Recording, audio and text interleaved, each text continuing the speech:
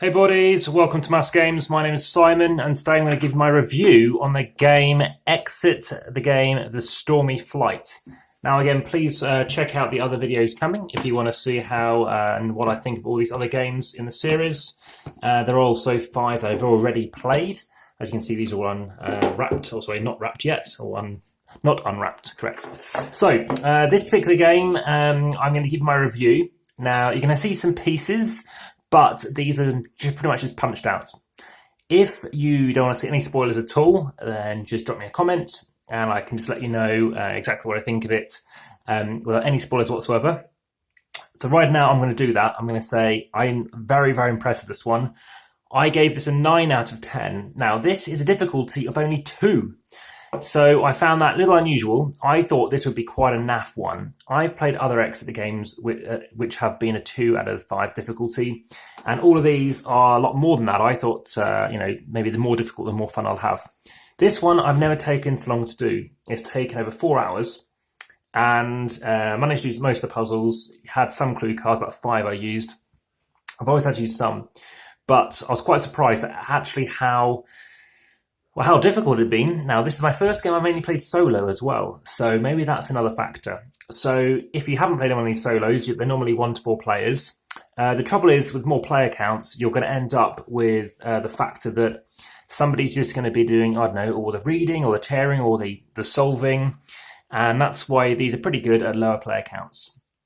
If you want to see other similar games, these kind of like, puzzle solving games, check out the playlist to do with mystery games and stuff like that, and Do series, as well as Detective and Unlock and stuff like that. So I am going to, if you don't want to listen to any more and don't have any more spoilers, I'm actually going to do kind of a playthrough of all the solutions were, which is a bit weird, but it's because I have seen other channels do that kind of stuff.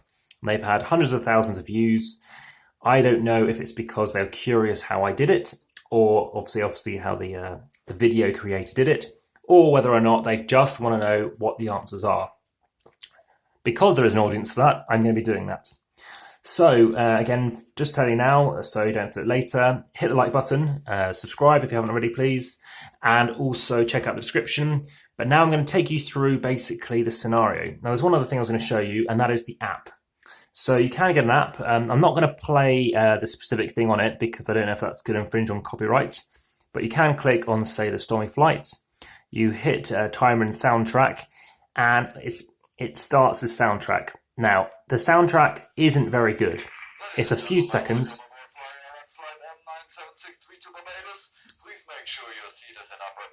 So, it's that's the only bit of stuff you can hear, and apart from that, it's just a bit, I don't know, most of the time you have the screen off, the sound goes away, but it's a bit irritating. And then, of course, you can hit escapes, how many things you used. If I said 0, well, look, I got 10 stars within 24 seconds. You then, of course, can hit share. So we can leave that kind of running in the background with the screen on, of course. So you've got this piece of paper here about answer card 20 is missing. We've got the game here. Again, if you don't hear any spoilers, stop there. But the minute we do actually have this pad, which isn't affected. But sometimes saying something isn't affected. Again, I haven't written the stuff on the back, and I only started the first one with somebody else. Okay, so you have this notepad, which I'll get onto. All this stuff in here as well, which you just punch out and use as you need to use it. But yeah, if you don't have any spoilers, stop now. But you also have this Rolodex, which is standard. You've got a deck of cards, which you're going to have answers. So you've got up to 20 here, up to 30. There we go. So that says answer 20 thing, put that back in the box. Bottom of the deck, yeah, don't worry about those. There's some extra ones. You've got this thing in here, some riddle cards. You've got some clue cards. And then you've got some other pieces in here as well. So you've got various little bobs and beats and stuff. Okay, so in this case, you're going to take card A. And in card A, you're going to look at that. It's going to tell you to do something. So in this case, you have this briefcase, and it's basically saying, find the differences between this and that one. So you're going to be rotating it to find out where the 3 errors are in relation to this particular puzzle, which in this case is the square, and then it's going to give you the solution, okay? If you want to do the next one, it's now talking about this card here, and that's got a little thing saying DEB on it, And again, you're going to go into the book now, and you're going to be using that book.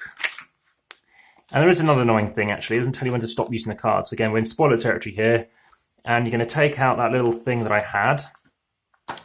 Again, I've got to find where I put it now. Let's see where it is. Let's put that. Might even fold that. Oh, leave it where it is. Okay, where's that little piece gone? I know what it looks like. Okay, apologies for that, but I did notice it does take quite a bit of table space as well. Okay, so where have we got it? There it is, I can see it. So this is where you're going to be lining this up on here, and you're trying to see what's relevant. And eventually, you're going to solve it by moving things to a respective position based on what it is. Didn't like that one too much. Then moving on to these various boarding cards, I need to be folding them across. Does say cut them? I didn't cut them, to basically create a new code. You've then got the next one, which is you can't find O in the box, and that's whereby that prior card was relevant. You've then got to do some mirror things here as well, and you've got to try and potentially match things up. You've got this safety card here, where you're going to be maybe folding things together to try and do stuff like that. You've then got this shape here, where you're using these things here. And again, you're trying to fold things into certain positions to do things with this thing here. And then we have this off switch. So all you have is one card, and you can see like the off switches on there. So maybe it's something relevant there. And then we've got these coordinates things. So you've got various things in the map, and you're going to go through into a different page, which is now the central page, and you're trying to figure out stuff here as well. And then you've got that mirror card you might have seen me using before, maybe using that on something like that.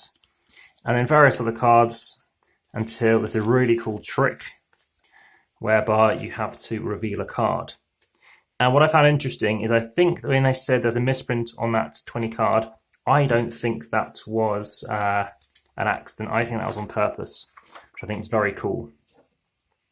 So that is the game of Exit the Game. You're going to be going through various things, and when you look at all the clue answers and stuff afterwards in particular, you're going to think, oh, well actually that was quite easy. But it's not. It really is like, what on earth are you trying to go with it? It's just, all I have is this box of stuff. What am I supposed to be figuring out?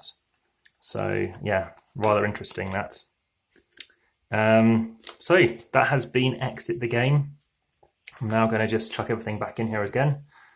But again, if you have any questions, please let me know. I was curious to know how everyone else found this one. A bit of a mixed bag. I think some people found this a lot better than they thought, and harder for a 2 as well, for a 2 difficulty, a novice or a beginner one. I found it very interesting. I really enjoyed it very much. And it's down to whatever you find and take out of these kind of games. But for me, this really did scratch a fantastic itch, and an excellent time playing. Again, you can't necessarily play them twice, but that is possible in terms of at least passing on this book to, say, someone else. But there we have it. That has been the Stormy Flight, Exit the Game. If you want to see some harder difficulty ones, again, if I think there's any chance of a spoiler, then I'll let you know. But if you want to know about spoilers in terms of, what was the special thing, what's a really good puzzle, then by all means you can hear that too. Well, thank you very much for watching. That has been the Stormy Flight by Cosmos, and my favourite designers, Inka and Marcus Brandt. Bye for now.